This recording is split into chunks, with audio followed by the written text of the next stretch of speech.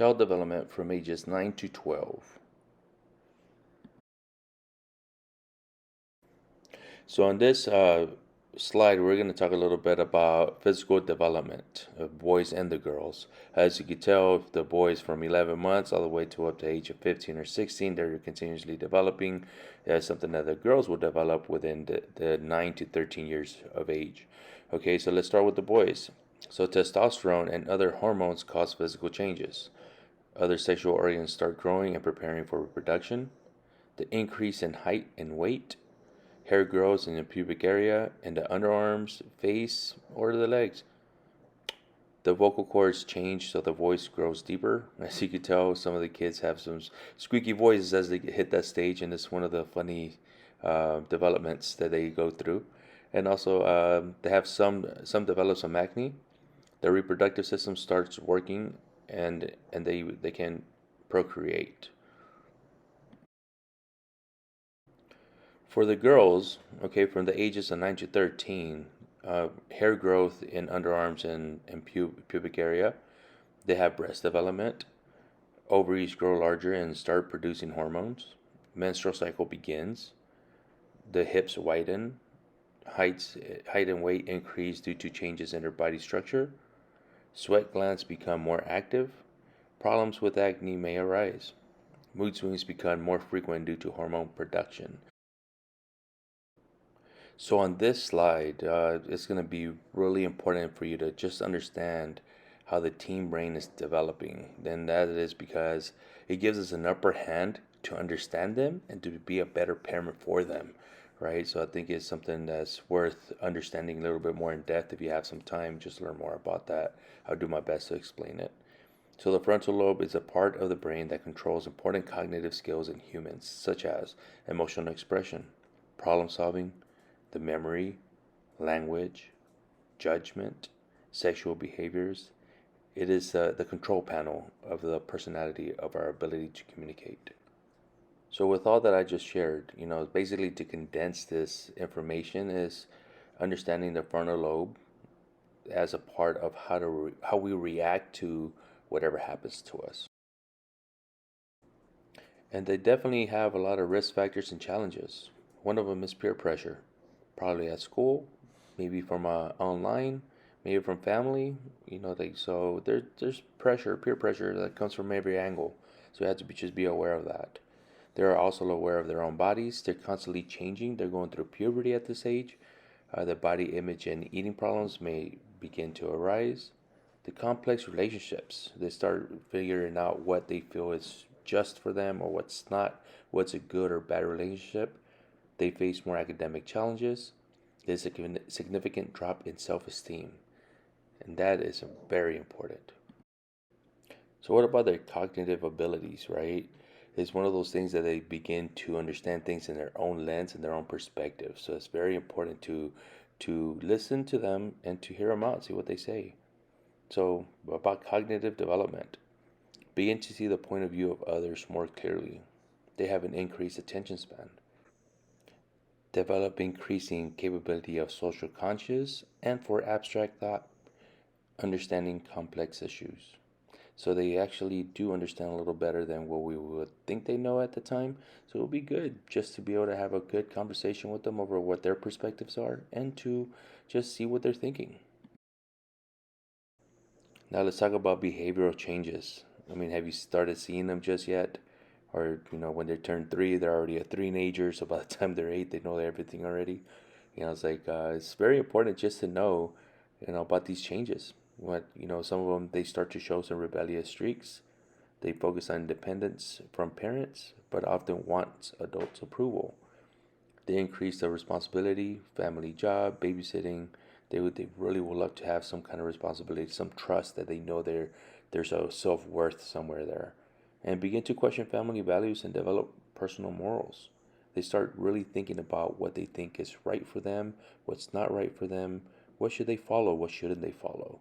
So that's kind of like their behavioral changes start becoming questioned just by the fact that they are independent thinkers.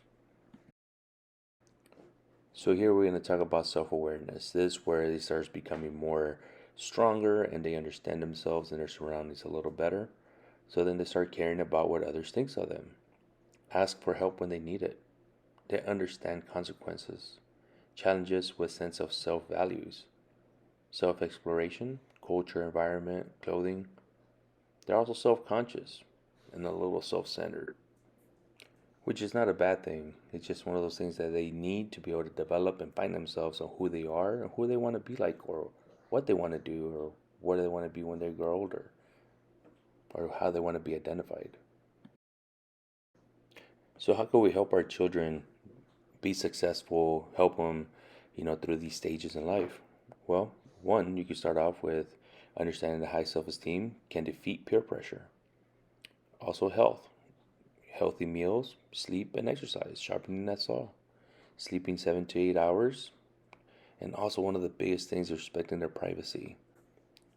Sometimes that can become a little challenging for us as parents because we always want to be involved for the best outcomes for our kids. It's again, our personal experiences don't necessarily mean that it's going to be their experience. So I think it's really good for them to explore how to be independent and be independent critical thinkers at most. So I would like to share a little bit more about the tips, but I'm gonna do that right after I'm done with the slides. That way it doesn't make it too long for you guys. If you want to listen, just stay a little longer. Seek assistance if a big change in appetite or weight happen. It's very important to monitor that. That way it's kind of like a telltale sign of something's going on with their child. Body image problems, such as girls believing when she's overweight, when she's very slim. Signs of mental issues, depression, mental health issues. Signs of mental health issues, depression, mood swings, fighting, missing school, or failing classes. Also, drug and alcohol or tobacco use.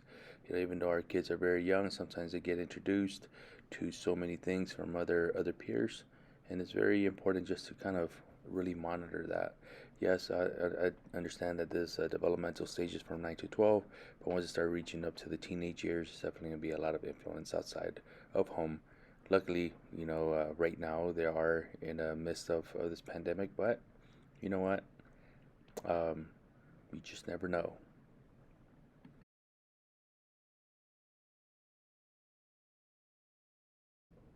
Okay, so for the tips for talking to teenagers, sometimes it can be scary, trying to give them advice because you don't know how they'll take it.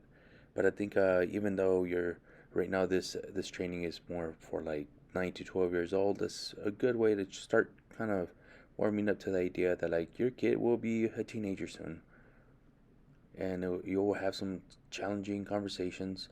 But if you're able to start practicing good communication skills, you start practicing, how to be able to be open about certain topics, that your child will be more willing to want to talk to you.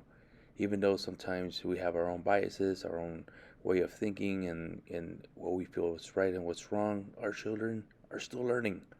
So, how about we talk about these tips? Listening and talking openly to your teenager about the risks and challenges they will come up against can help them reduce the risk that they face in a day-to-day basis, right? So day to day in life, oh my goodness. Think about yourself in a situation where you're that age and you wanted to talk to your parents about something that you heard, something that you had questions about, but you already know your parents will probably get upset, will probably tell you to be quiet and not talk about it. And how challenging was that for you to navigate through life? I think it's very good to try to reflect on our own experiences and go off of that. What kind of parent do we want to be for them? Do we want to be one of those parents that is really hard to talk to about certain topics, or somebody that could a good approach even though he feels a little awkward, but at least I know my parent will listen and be there for me. So the next point is don't try to force a conversation. It's a good idea to keep an open mind and accept that talking about difficult issues might be tricky for you both. Because it is. I mean, some conversations do become very tricky with our children. We know the answer, but we don't know the exact explanation that we want to give them because our experiences and our language is a lot higher than theirs, and to me it's like I always go by the rule of thumb. If you can't explain it to a 5 year old, we really don't know what we're talking about, right? But yeah, so we definitely learn, and we could definitely do what we can to meet our children's needs. And also let them know that you understand that the pressures teenagers face can be very difficult. There's so many challenges for today's teenagers that is unbelievable, more than what we went through when we were younger at their age. Um, you could say you have media, peers, it's like in a lot of artists, right? That shows how to portray ourselves to be credible or be popular. But at the same time, we really turn back the hands of time. What kind of pop artists do we listen to? What kind of famous people were we admiring? What were they wearing? What were they doing? How were they dancing? It's like, and it's just interesting, right? How time changes, but at the same time, at the same exact ways that we were influenced, they're influenced now. They're just at a bit of a different level with social media and access to the internet. Let's see. How about the next one? Give them practical ways to help them stay safe so they don't have to learn through their own mistakes. Oh my goodness. Sometimes that's the best way to learn through your own mistakes, but because we're parents and we care for our children, we want to give them the best options possible. Sometimes, our children don't think that it's necessarily the best option, but it's up to us to be able to just give them that option to help them understand that could be. Even though we would love to say, I told you so, just give them an option and just ask, well, what could be different? How could you approach this differently? Help them understand that their mistakes they're just mistakes and we get past them. So sometimes the best way to help your teenager is to get help or support yourself. Don't be afraid to ask for it. Here at Mueller, you have two counselors that we're here for you all the time. As best we can, we'll help out. Any situation that's going on. If you need resources, we'll definitely reach out and try to get what your needs are, and give you a referral if you need it, or some mental health assistance. For your children, we could definitely make referrals for that too. But we're definitely here for you, and to always, always, always, always have the door open for whenever you need us. All right, and I think that's it for us for now, and I hope you enjoyed this video, and hopefully we'll see each other soon. All right, bye.